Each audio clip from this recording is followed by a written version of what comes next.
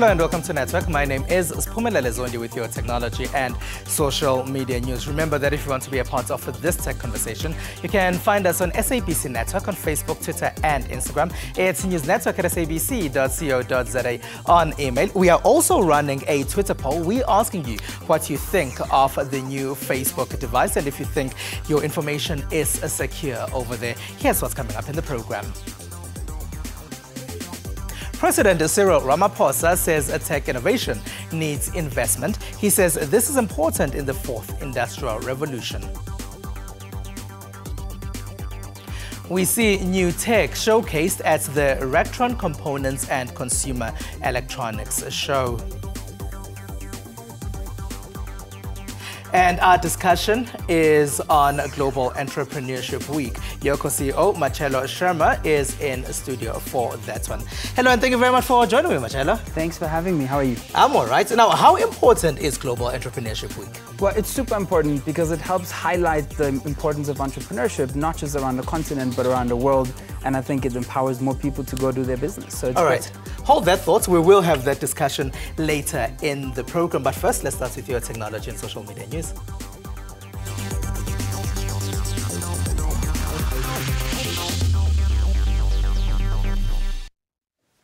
Now, tech advancement is how President Cyril Ramaphosa thinks Africa's economies can grow. He says governments need to invest in the fourth industrial revolution. The president was speaking at the Africa Investment Summit in Johannesburg. With substantial urban growth, ready internet access that many of our people now have, abundant resources, and a large youthful population, African countries have enormous potential to leverage the technological advances towards the fourth industrial revolution.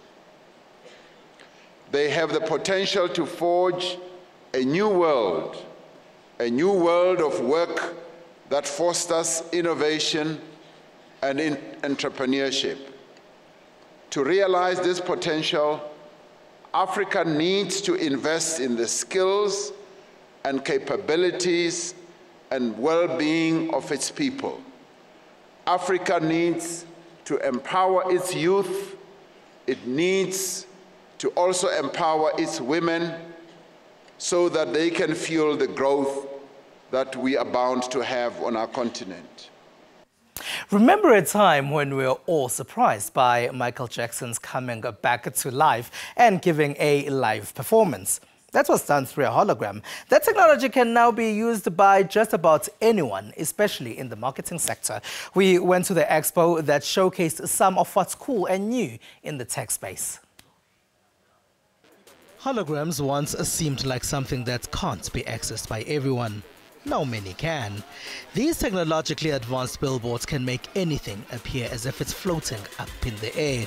So what Hypervision is, it's a 3D hologram fan which spins at 560 RPMs. So on my four blades I've got LED strips and that creates the content and the content is preloaded on the device and the speed of its spins actually creates that content out and then you actually see the 3D hologram.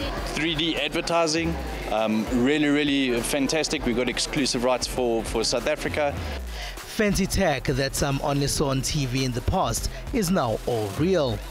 Take these speakers for example. They can play music even when underwater. Bluetooth speakers really become a part of a home entertainment. So we've added certain features like built-in Wi-Fi. So when you look at the Google Assistant function, you can actually control your phone using the speaker. So you touch the mic button and it would actually talk back to your phone. You could skip the song. So jump in the pool, grab it out, shake the water off and say skip the song.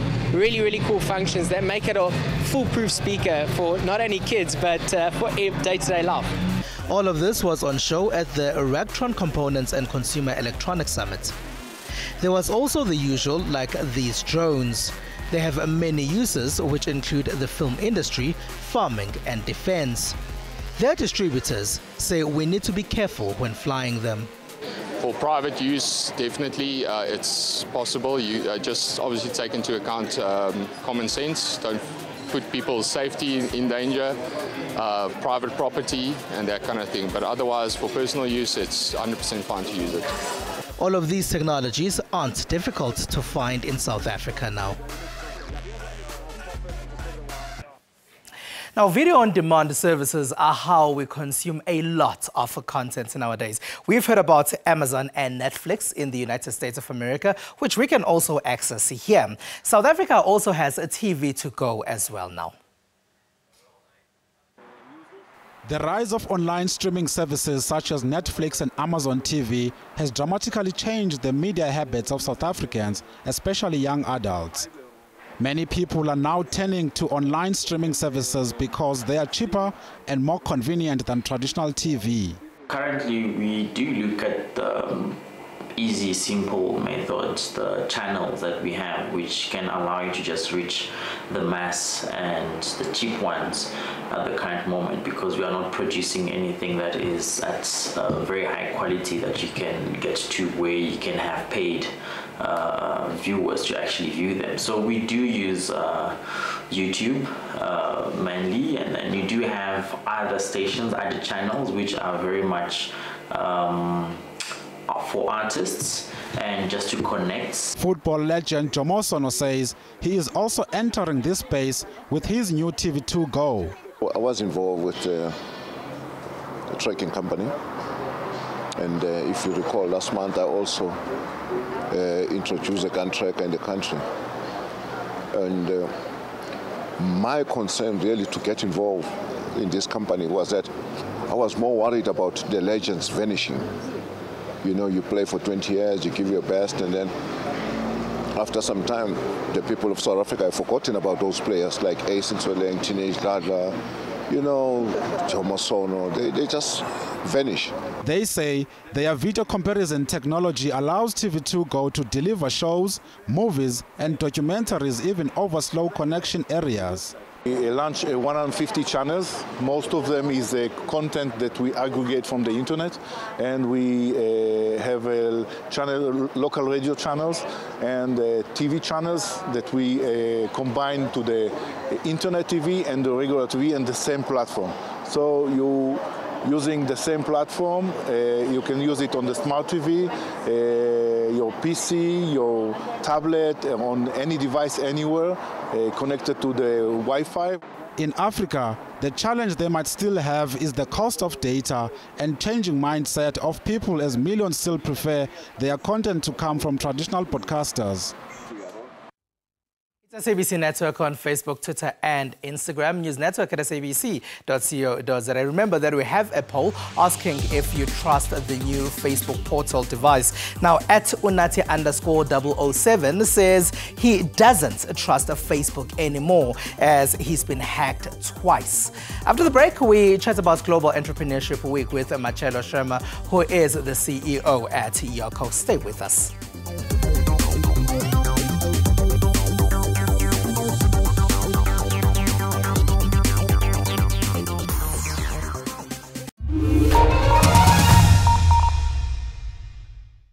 Come here, man. This place is looking a mess. Boss, you holding the plans upside down. Don't talk back. Lamba, you fire!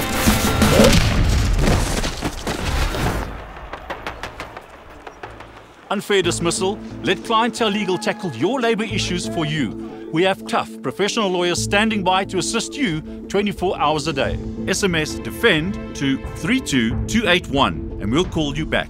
SMS now.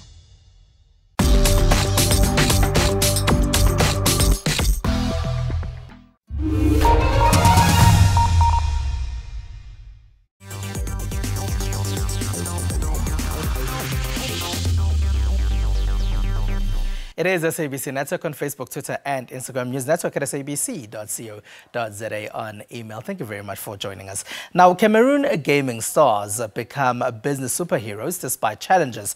Let's go to the Central African nation to find out about gaming studio called Kiro Games.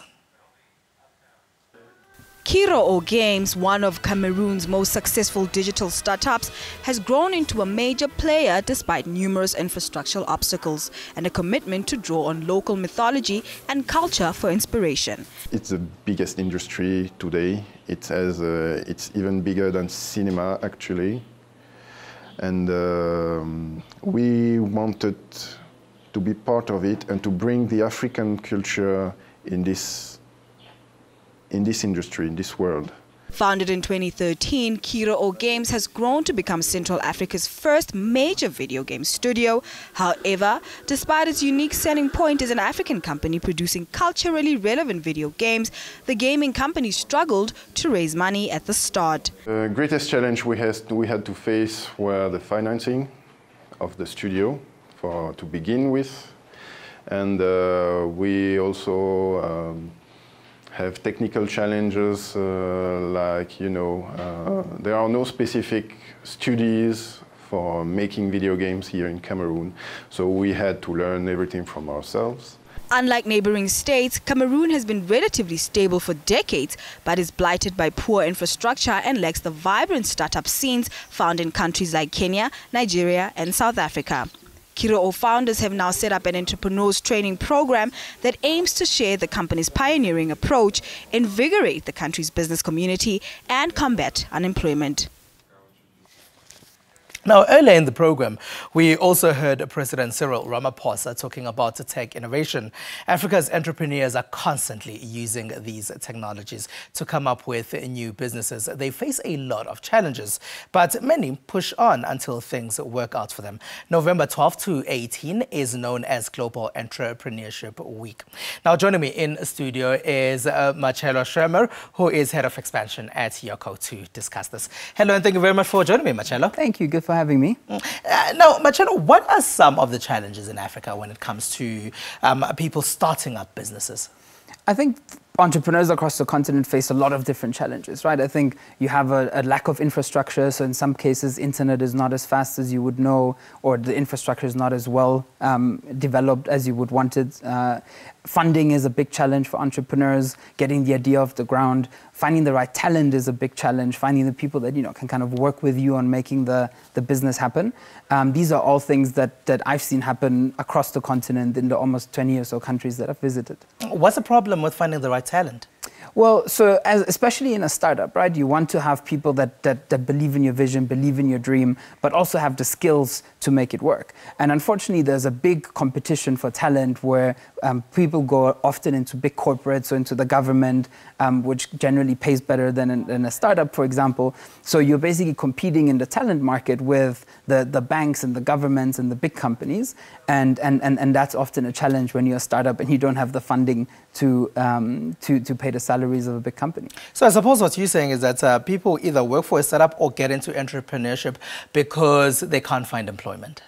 Well, I think often is something that you see happening, right? So you have really talented people that either don't want to get a normal job or kind of cannot find one quickly, and so they start their own thing.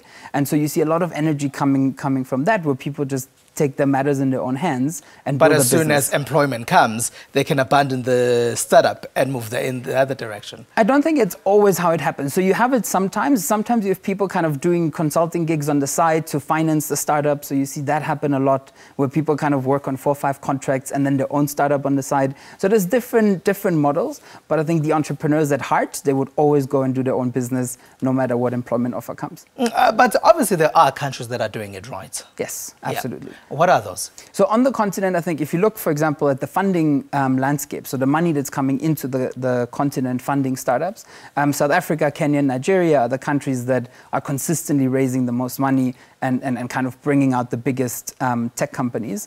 I think countries like Egypt are also very interesting. Countries like Ghana, Rwanda is coming up very strongly. So you're really starting to see entrepreneurship come up in all corners of the continent. But I think looking at the money, Kenya, Nigeria, and South Africa are probably the 3 biggest countries on the continent. Where should this money be coming from?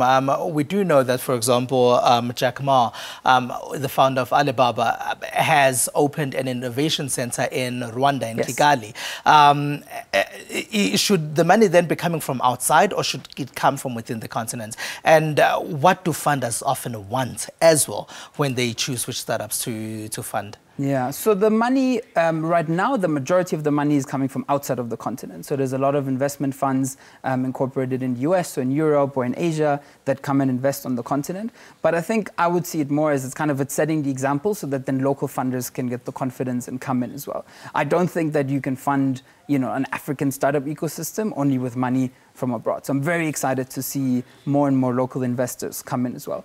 I think when you look at what the investors are looking for, they're often looking for a good team, for a good market, for a good product, for good unit economics, and people that are really determined to see it to the end and make the company as big as it can become.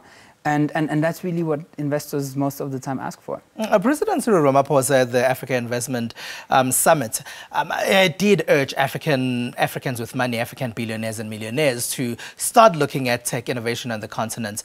Do you think those here understand tech innovation? Do you think they understand where the needs are and where they should be taking their money when it comes to tech innovation?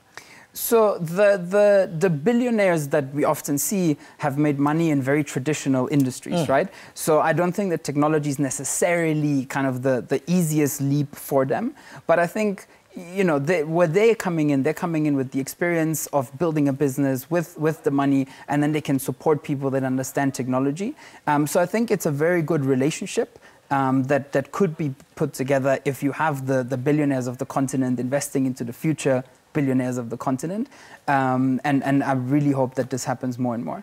Now, you're the head of expansion at Yoco. How are you expanding? And is it difficult as you are stretching to the rest of the African continent outside South Africa? So the challenge you have on the continent is that you have, 54 different countries, hundreds, if not thousands of different languages. You have differences even within certain countries. So, we are looking at the continent as a very diverse set of markets and see what we can do.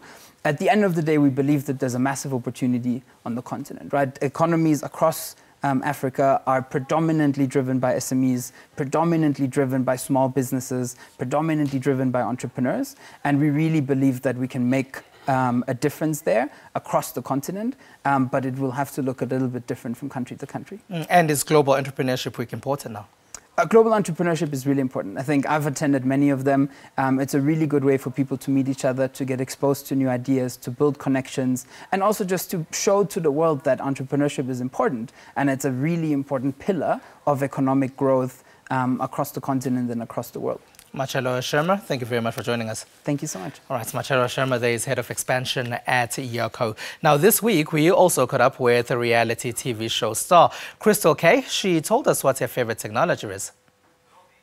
Hi everyone, my name's Crystal, and I have to say that my favorite piece of technology has got to be my phone. It certainly can do everything all at once. It's quicker than my computer. I don't have to move from so many different platforms, and it's just right in my hand. And I love it, and I wouldn't be able to even live without it. So that's it.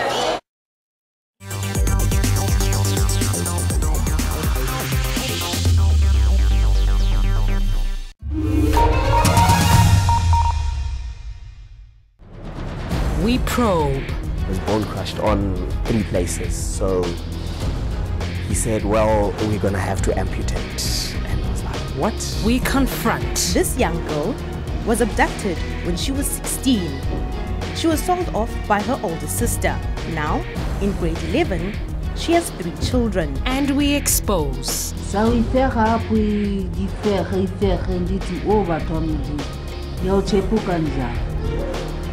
Wandizinikele ngiyawuthini kandikhwazayo apha lo mnunkazi uzondidubula. Catch Special Assignment every Sunday at 9:30 right here on SABC News Channel.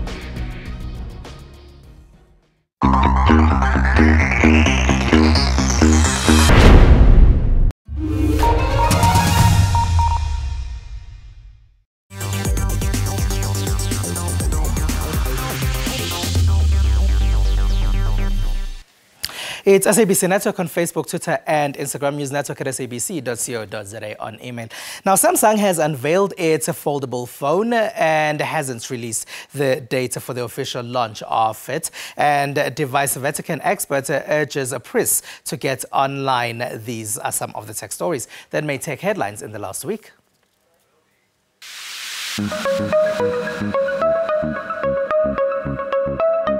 Samsung Electronics Co. Limited unveiled its much-anticipated foldable phone to developers in San Francisco on Wednesday, urging Android programmers to start writing apps for the product, which does not yet have a launch date. Today is a big milestone. And I'm sure you're all wondering what it looks like in real life and how it works. Well, want to know more? It's finally here. When it's open, it's a tablet, offering a big screen experience. Thank you. The goal is garnering critical feedback as new technologies will require developers to tweak apps to make sure they run smoothly when the phone folds into tablet form.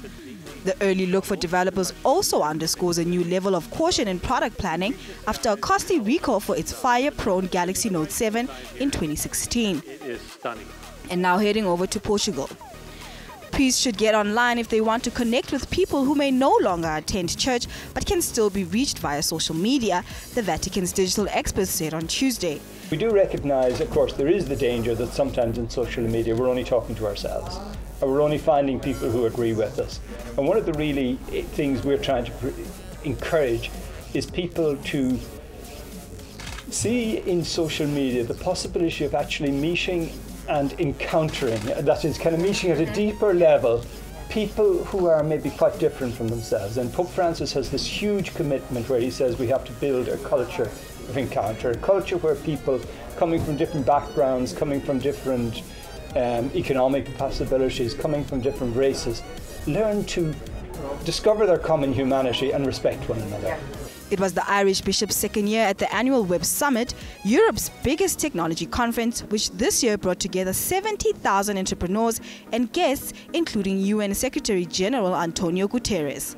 And now we head to China. The Fifth World Internet Conference opened in the river town of Wuzhen, eastern China's Zhejiang province on Wednesday, attracting about 1,500 guests from more than 70 countries and regions globally.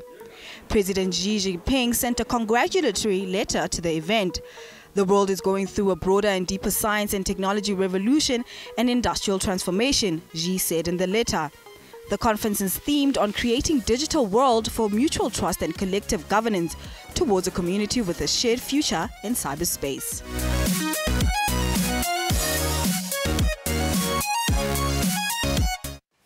Now, Facebook has launched a new video calling device called the Facebook Portal. They say the device can't access your contacts. Now, on Twitter, we are asking you if you trust that Facebook won't access your information when you use this device. Now, 11% of respondents say yes. At the majority is 64% of the people who say no, and 10%, the smallest number, say they do not know, and 15% says they need more information on this particular device. And that's all we have for you. Find us on SABC Network on Facebook, Twitter, and Instagram. News Network at sabc.co.za on Instagram. It's News Network at sabc.co.za on email. We leave you with visuals of the new foldable Samsung smartphone from me and the rest of the network team. Have a good one. Bye-bye.